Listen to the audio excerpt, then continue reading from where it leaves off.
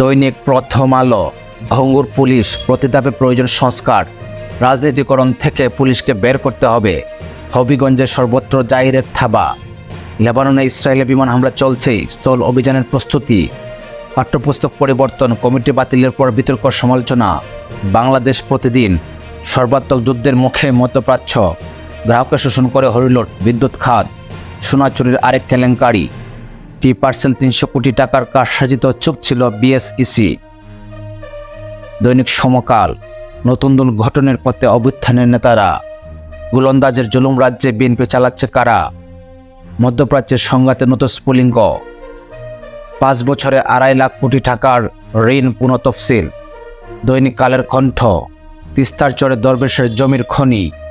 যুক্তরাষ্ট্র সফর শেষে দেশে ফিরছেন প্রধান উপদেষ্টা। হুন্ডি বন্ধ হলে বছরের রেমিটেন্স ৫০ বিলিয়ন করা সম্ভব। যায় দিন। রদবদল ফাঁদে স্থবির প্রশাসন। একদিনে বছরের সর্বোচ্চ ডেঙ্গু শনাক্ত, মৃত ৮। সমবায় ব্যাংকের ১২,০০০ বড়ি সোনার হদিস নেই। কারামুক্ত শীর্ষ সন্ত্রাসীরা নজরদারিতে আছে। দৈনিক যুগান্তর। ফায়দা হাসিলে চলে একাট্টা। আরাফাত সরাপত শৌকত চক্র। সীমান্ত পার হতে কোটি টাকার চুক্তি। বিশেষ ছাড়ে ৯১,০০০ কোটি টাকার খেলাফি ঋণ নবায়ন। দৈনিক জনকণ্ঠ। ডিসি নিয়োগে হচ্ছে নতুন নীতিমালা। প্রধান উপদেষ্টা দেশে ফিরছেন। সমবায় ব্যাংকের ১২,০০০ ভরি সোনার খোঁজ নেই।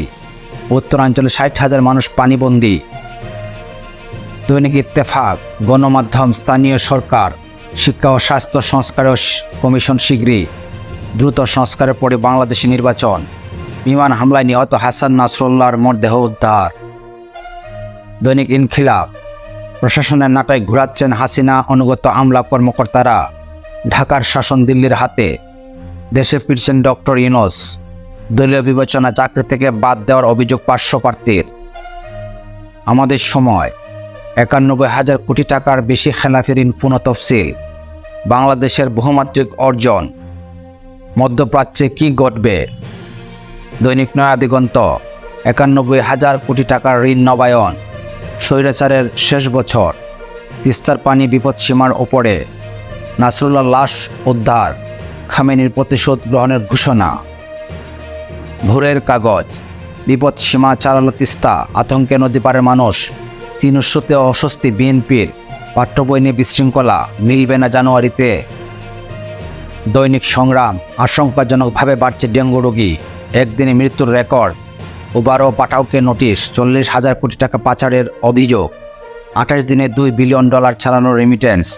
আওয়ামী লীগ গোটা ছাত্র সমাজের বিরুদ্ধে দাঁড়িয়ে গণহত্যা করেছে জামাত আমির। আলোকিত বাংলাদেশ। বাড়ছে তিস্তার পানি। রংপুর সহ ৫ জেলায় নিম্নাঞ্চল প্লাবিত।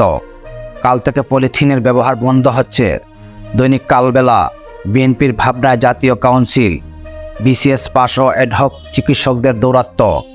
বেহাত অস্ত্র কিশোর গ্যাংয়ের হাতে। দেশ রূপান্তর। বীরাসিংহে পেরেছেন মনসুর পারভেন। শ্রীলঙ্কার সফল গভর্নরের পথে বাংলাদেশ। যত দ্রুত সম্ভব সংস্কার শীর্ষে নির্বাচন, ডক্টর ইউনূস।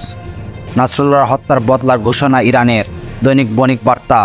৩ বছরে উচ্চশিক্ষা সম্পন্ন প্রায় ১৯ লাখ শিক্ষার্থীর অধিকাংশই বেকার।